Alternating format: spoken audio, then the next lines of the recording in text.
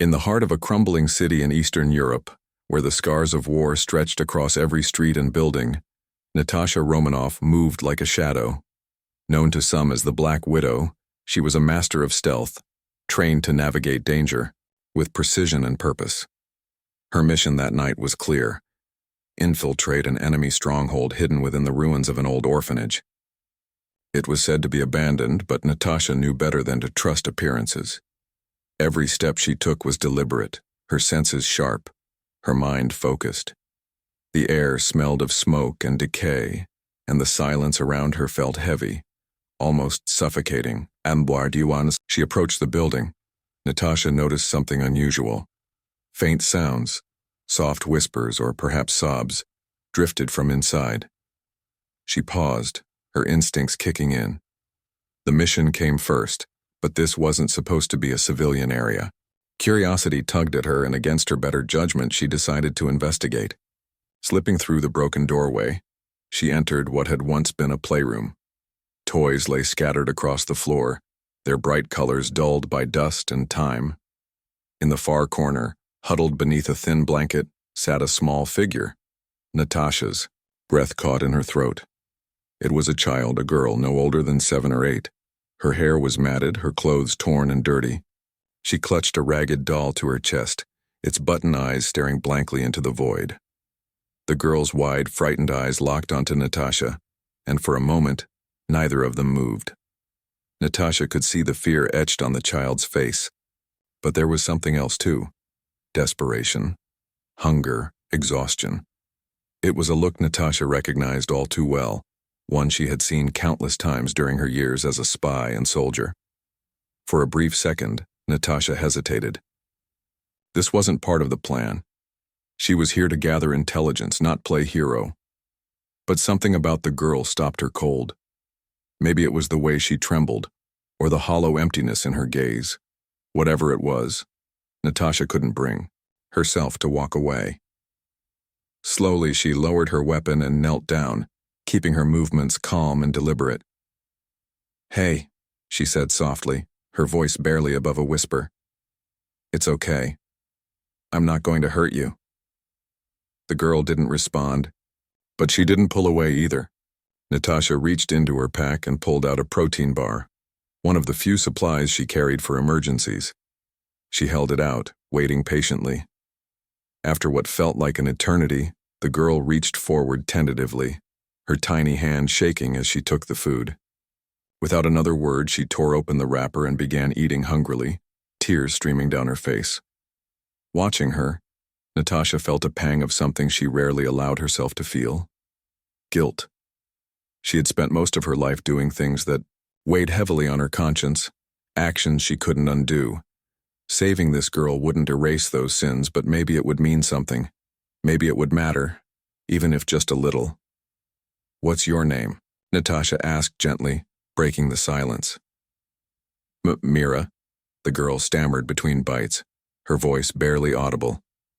"Well, Mira," Natasha said with a faint smile, "you're going to be okay. I'll make sure of it."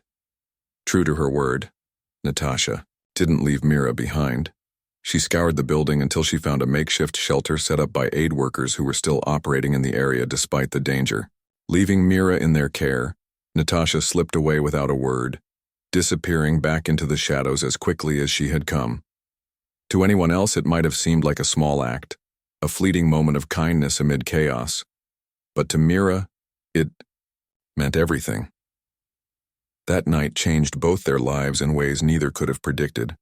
For Natasha, it was a rare reminder of why she fought: for the people who couldn't protect themselves, for the innocent caught in the crossfire. And for Mira, it was the beginning of a journey she would never forget.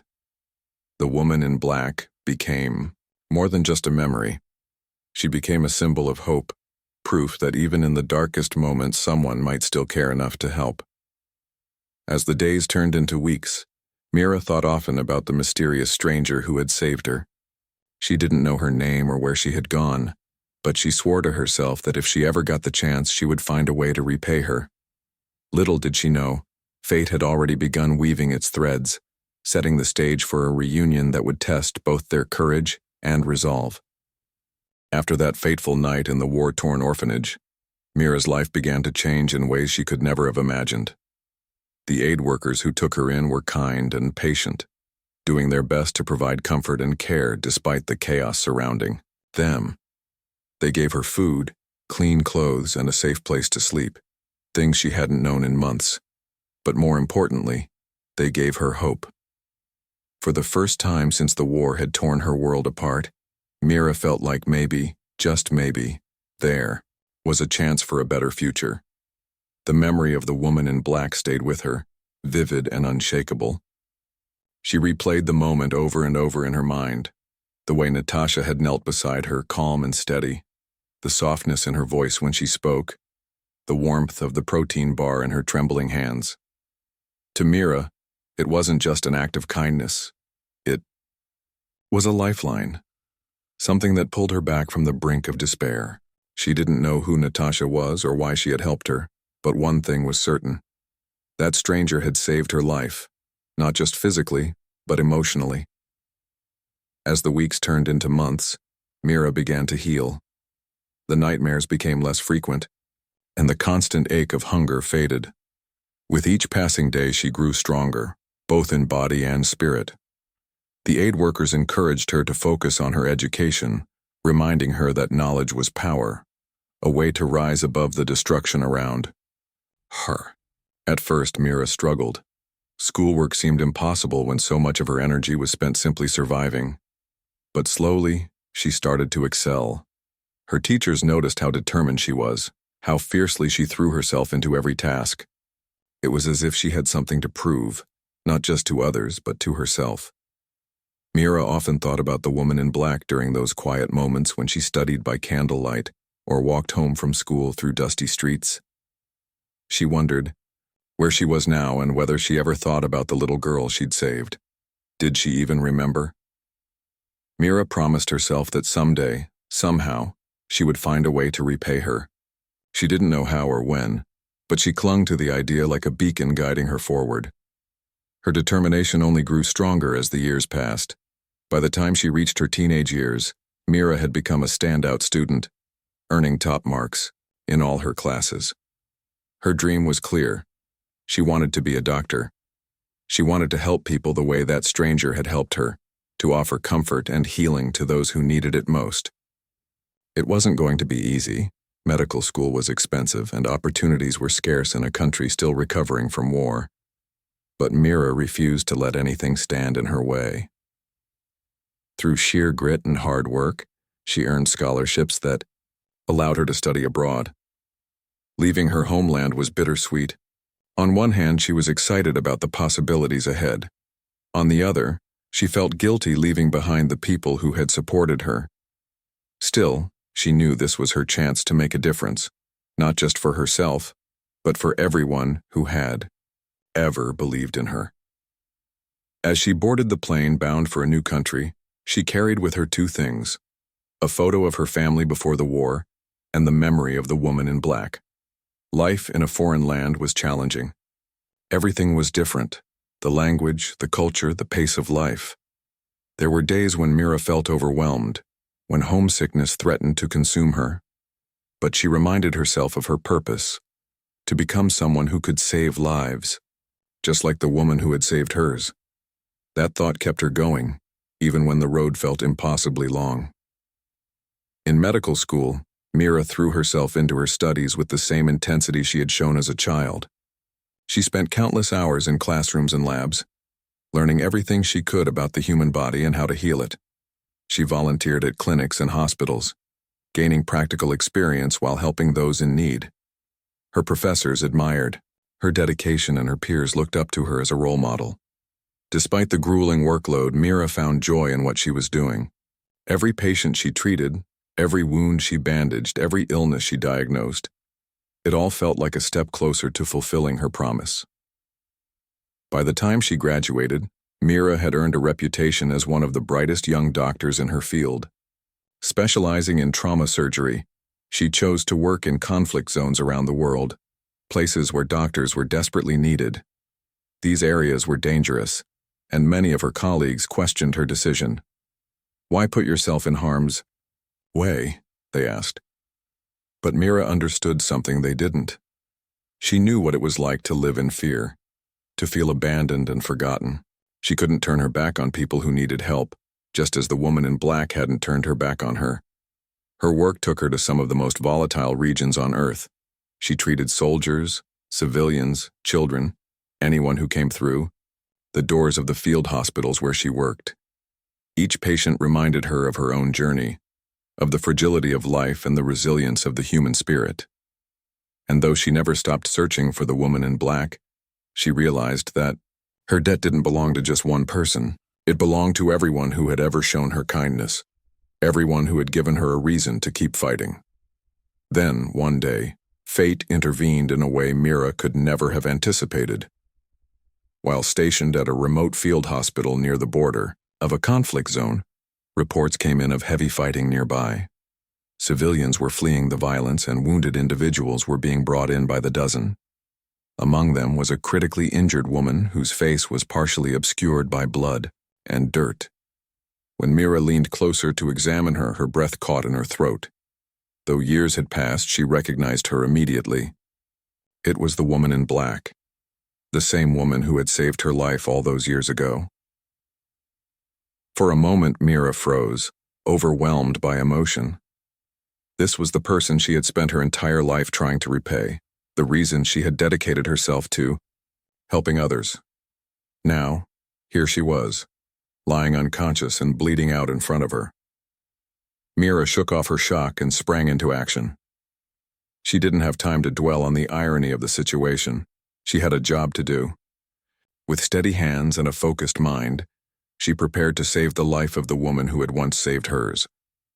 Little did Mira know, this moment would mark the beginning of a new chapter, not just for her, but for Natasha as well.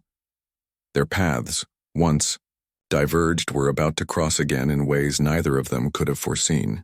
The night Natasha Romanoff found herself ambushed deep in enemy territory was one of the darkest moments of her life. She had been sent on a high-stakes mission to infiltrate a heavily guarded compound controlled by a rogue faction notorious for its brutality. The stakes were impossibly high, failure wasn't an option. But as skilled and experienced as Natasha was, even she couldn't anticipate every twist fate might throw her way. It started with a simple misstep. A loose floorboard creaked beneath her boot as she navigated the shadowy corridors of the compound. In any other situation, it would have gone unnoticed, but this time someone heard. Alarms blared, lights flickered on, and within seconds, Natasha was surrounded. Her instincts kicked in immediately. She fought back with everything she had, using every trick in her arsenal to hold off her attackers. For a while, it seemed like she might make it out alive. But then came the explosion. A grenade detonated nearby, sending shards of shrapnel flying through the air. One piece tore into Natasha's side, leaving her gasping for breath and struggling to stay upright. Blood soaked through her uniform as she staggered toward the exit, clutching her wound. The pain was excruciating, but she forced herself to keep moving, knowing that stopping meant certain capture, or worse. Somehow she managed to slip away from the chaos and disappear into the dense forest surrounding the compound. But escaping the immediate danger didn't mean she was safe. Natasha knew she was badly injured, and without medical attention, her chances of survival were slim. Each step felt heavier than the last, her vision blurring as blood loss began to take its toll. She leaned against trees for support, trying to steady herself, but her strength was fading fast. Eventually, she collapsed onto the cold, damp ground, her body refusing to cooperate any longer. As consciousness slipped further away, Natasha's mind drifted. Memories flooded back, some good, some bad, all tangled together in a jumble of emotions. She thought about the people she had lost over the years, the friends who had stood by her side, and the countless lives she had touched, both for better and for worse. And then there was Mira, the little girl she had saved so many years ago in that crumbling orphanage. Natasha hadn't thought about her in ages, but now, lying alone and bleeding out in the middle of nowhere, the memory came rushing back. She remembered the fear in Mira's eyes, the way the child had clung to her doll like it was the only thing keeping her anchored to reality. Natasha had given her food, comfort, and a chance at a new life, but she hadn't done it for recognition or reward. At the time, it had simply felt like the right thing to do. Now, as her own life hung precariously in the balance, she wondered if anyone would ever show her the same kindness she had shown Mira. Would someone find her before it was too late? Or would she die here, alone and forgotten? Just as Natasha's thoughts began to blur into darkness, she heard something, a faint sound cutting through the silence of the forest. Footsteps. They were soft and hesitant at first, almost imperceptible, but they grew louder with each passing second. Natasha's heart raced. Was it another enemy coming to finish her off? Or was it something else? Summoning the last dregs of her strength, Natasha turned her head slightly, squinting through the haze of pain and exhaustion. Through the trees, she saw a figure approaching cautiously, their silhouette illuminated by the pale light of the moon. Her hand instinctively reached for the weapon strapped to her thigh, but she stopped herself when she heard a voice. Soft, gentle, and achingly familiar. "You saved me once," the voice said. "Let me save you now." Natasha blinked, unsure if she was hallucinating. The figure stepped closer, and as they knelt beside her, she finally recognized them. It was Mira, the same little girl she had pulled from the brink of starvation all those years ago. Only now Mira wasn't a child anymore. She was a grown woman, confident and capable, wearing the scrubs of a doctor. Natasha tried to speak, but no words came out. Instead, she stared up at Mira, shock and disbelief etched across her face. Mira wasted no time. She quickly assessed Natasha's injuries, her hands moving with practiced precision. "You're going to be okay," she said firmly, though her voice trembled slightly. "I'm getting you out of here." With great care, Mira applied pressure to Natasha's wound to slow the bleeding. She tore strips of cloth from her own jacket to fashion a makeshift bandage, tying it tightly around Natasha's torso. Then, using all the strength she could muster, she helped Natasha to her feet and supported her as they made their way through the forest. Every step was agonizing for Natasha, but Mira's presence gave her something to cling to, both literally and figuratively. As they walked, Mira talked quietly, filling the silence with reassurances and encouragement. "I've dreamed of this moment for years," she admitted, her tone tinged with emotion. "Ever since that day in the orphanage, I swore I'd find a way to repay you. I just never imagined it would be like this." Natasha managed a weak smile, though speaking was still beyond her abilities. She wanted to tell Mira how proud she was of her, how remarkable it was that she had grown into such a compassionate and courageous person. But the words wouldn't come. Instead, she focused on putting one foot in front of the other, trusting Mira to guide her to safety. After what felt like hours, they reached a clearing where a vehicle was waiting. Mira had arranged for transportation ahead of time, anticipating the possibility of evacuating wounded individuals from the conflict zone. With careful movements, she helped Natasha into the back seat, ensuring she was as comfortable as possible, before climbing in beside her. As the engine roared to life and the car sped away, Natasha finally allowed herself to relax. For the first time in what felt like forever, she wasn't alone. The drive to the nearest field hospital was long and bumpy, but Mira stayed by Natasha's side the entire way. She monitored her condition closely, administering basic first aid whenever necessary. Occasionally, she would glance at Natasha, marveling at the irony of their reunion. The woman who had saved her life as a child was now completely dependent on her for survival. It was a surreal, full-circle moment, one that filled Mira with a profound sense of purpose. When they finally arrived at the hospital, Mira sprang into action. She directed the staff to prepare an operating room, explaining Natasha's injuries and outlining the steps needed to stabilize her.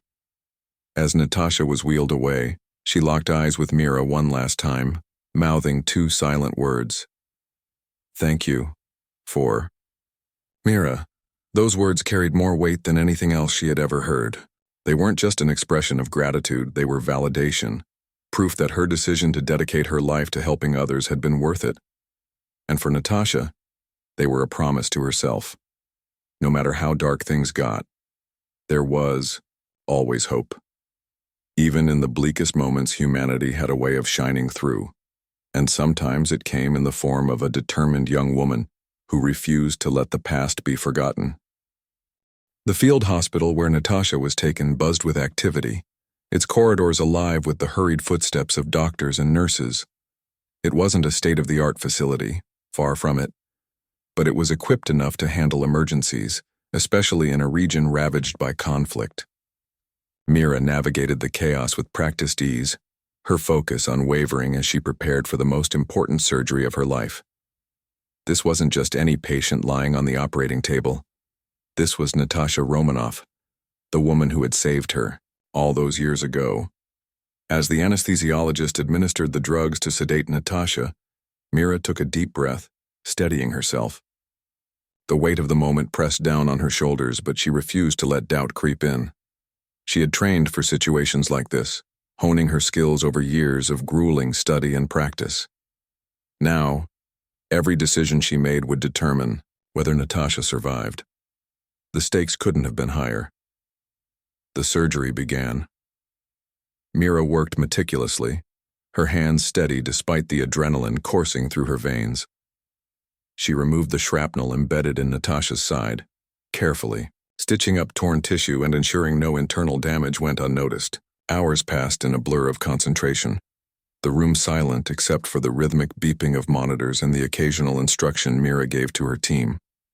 Every so often she glanced at Natasha's face, pale but peaceful under the harsh surgical lights.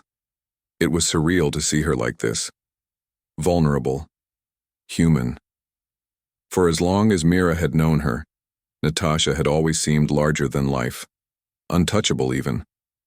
But now, stripped of her strength and resilience, she looked fragile, almost breakable. Finally, after what felt like an eternity, the surgery was complete. Mira stepped back, exhaling deeply as she allowed herself a brief moment of relief. Natasha was stable, for now. The hardest part was over, but the road to recovery would still be long and uncertain. Exhausted but determined, Mira stayed by Natasha's side throughout the night, monitoring her vitals and making adjustments whenever necessary. She barely slept, refusing to leave the hospital until she was certain Natasha was out of immediate danger. When Natasha finally regained consciousness, days later, the first thing she saw was Mira sitting beside her bed, her head resting on her arms as she dozed lightly. For a moment, Natasha simply watched her, taking in the sight of the grown-up version of the little girl she had once saved. Mira's features were softer now, her expression peaceful in sleep, but there was still a trace of the same quiet determination Natasha remembered so vividly. Natasha cleared her throat softly, the sound startling Mira awake. "Hey," she croaked, her voice hoarse from disuse. Mira blinked, startled, then smiled warmly when she realized Natasha was awake. "Hey yourself," she replied, her tone light but tinged with emotion. "How are you feeling?" "Like I got hit by a truck," Natasha admitted with a faint smirk, though her attempt at humor didn't quite mask the pain etched across her face. "Well, that's not too far off," Mira said, brushing a strand of hair from Natasha's forehead. "You're lucky to be alive. Another hour out there and—" She trailed off, unwilling to finish the sentence.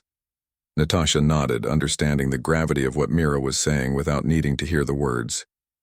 "Guess I owe you one," she said quietly, her gaze meeting Mira's with uncharacteristic vulnerability. Mira shook her head firmly. "No, you don't. You saved me first, remember? This is just repaying the favor." For a moment, neither of them spoke. The silence between them was heavy with unspoken emotions, gratitude, admiration, and something deeper that neither could quite put into words. Natasha had spent much of her life believing she didn't deserve kindness, that her past actions disqualified her from redemption. Yet here was Mira, proof that even someone like her could leave a positive mark on the world.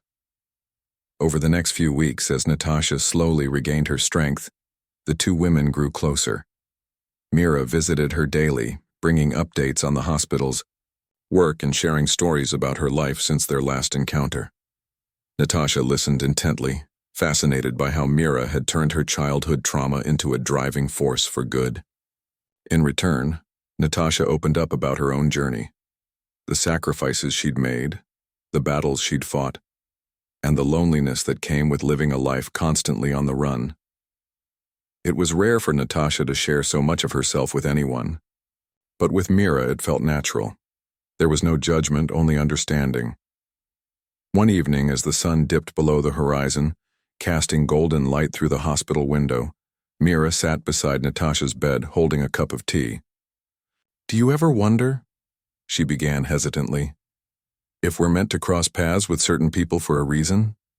Natasha raised an eyebrow, intrigued. "What do you mean?" "I mean, us. You saving me saving you, it feels like more than coincidence, doesn't it?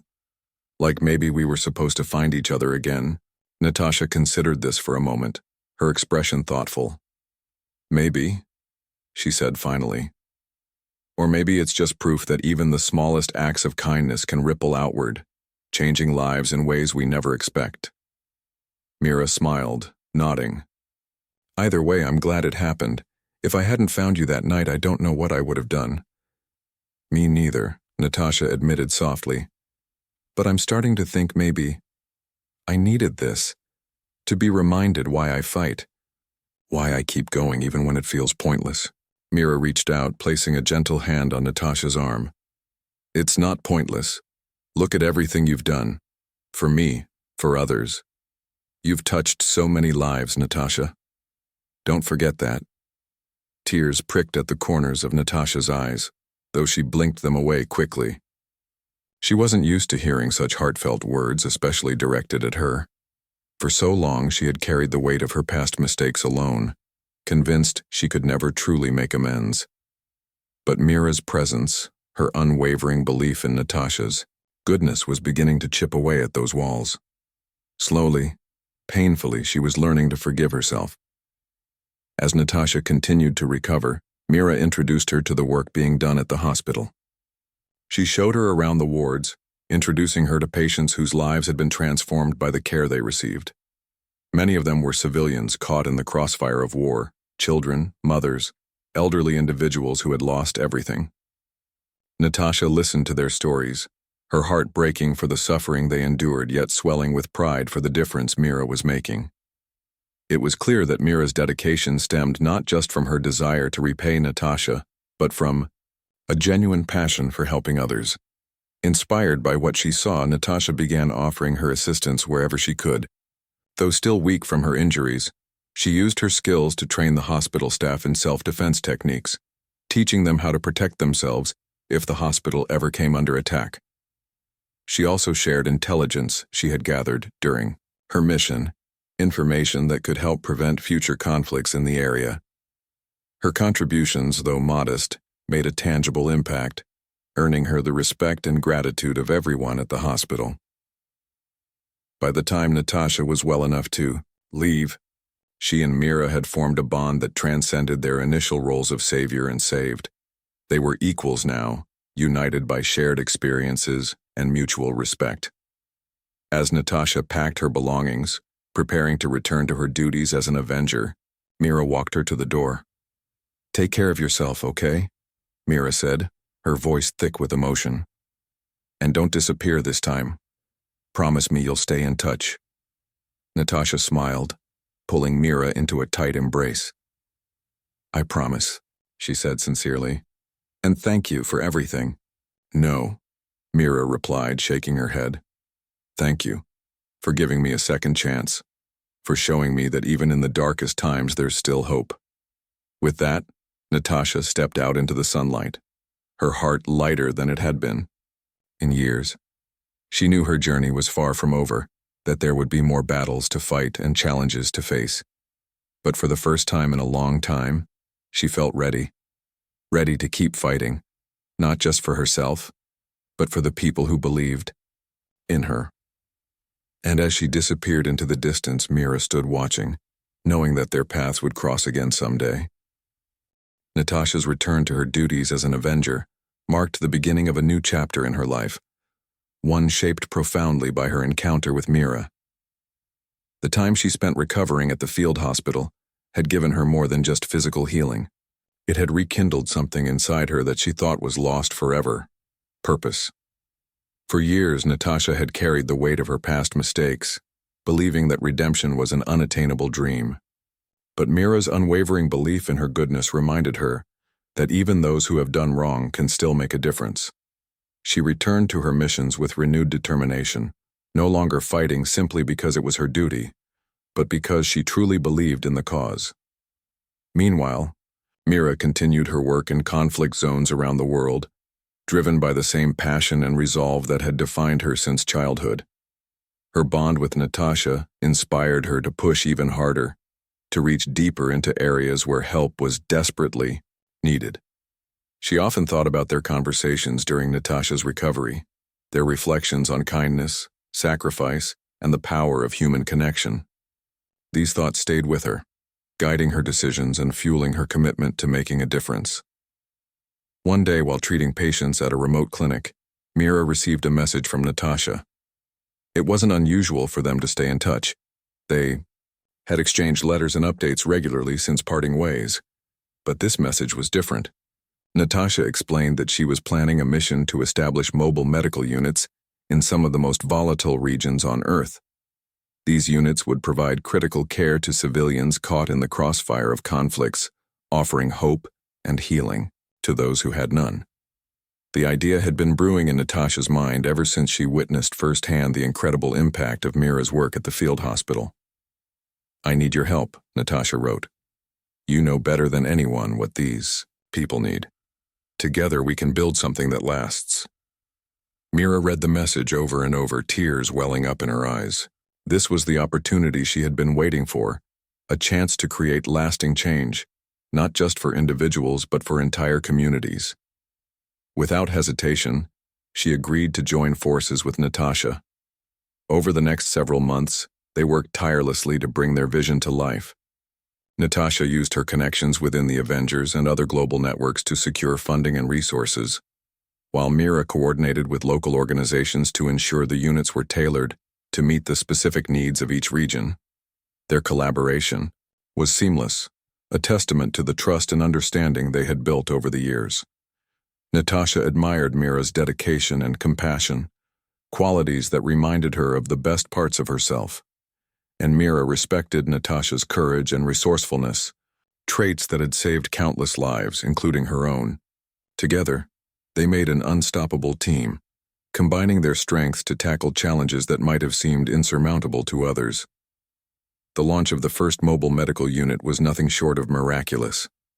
Set up in a war-torn village that had been all but forgotten by the outside world, the unit quickly became a beacon of hope for its residents. Families streamed in, carrying children suffering from malnutrition, elderly individuals battling chronic illnesses, and young adults injured in recent skirmishes. Mira led the team of doctors and nurses, working long hours to treat as many patients as possible. Natasha, though not medically trained, played a crucial role in logistics and security, ensuring the unit remained operational despite the dangers surrounding it. Word of the initiative spread rapidly, drawing attention from humanitarian organizations and governments alike. Soon additional units were deployed to other conflict zones, each one staffed by skilled professionals committed to saving lives. What started as a small idea between two women grew into a global movement, touching thousands of lives and proving that even in the darkest times humanity could shine through. For Natasha, the project represented more than just another mission. It was a legacy. In a life filled with battles and sacrifices, she finally felt like she was leaving behind something meaningful, something that would endure long after she was gone. And for Mira, it was the fulfillment of a promise she had made to herself as a child, to repay the kindness shown to her by helping others in need. As the months turned into years, Natasha and Mira remained close friends, their bond strengthened by shared experiences and mutual admiration. They continued to support each other's endeavors, whether it was Natasha aiding Mira in expanding the medical units or Mira offering Natasha a safe haven whenever she needed rest and reflection. Their relationship evolved beyond gratitude and repayment. It became a partnership built on trust, respect, and love. One evening, as they sat together under the stars near one of the mobile units, Natasha turned to Mira with a thoughtful expression. "Do you ever think about how different our lives might have been if we hadn't met?" she asked. Mira smiled, leaning back against the cool earth. "All the time," she admitted. "But then I realize, maybe it wasn't random. Maybe we were supposed to find each other. Not just once, but twice."